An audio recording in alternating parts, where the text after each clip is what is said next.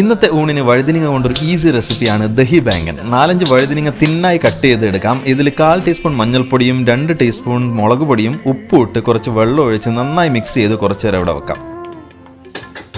ഇനി ഒരു ദോശക്കല്ലിൽ വെളിച്ചെണ്ണ ഒഴിച്ച് ഇതിനെല്ലാം 2 സൈഡും നന്നായി മുരിച്ചെടുക്കണം.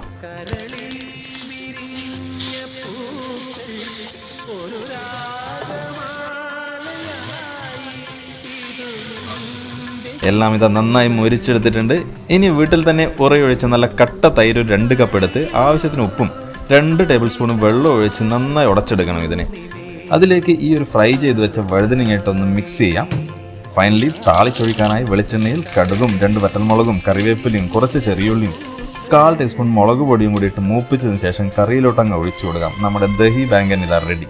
ആവി പറക്കുന്ന ചോറിൻ്റെ കൂടെ ഇത് കൂട്ടി കഴിച്ചപ്പോൾ മോനെ സൂപ്പറാണ്.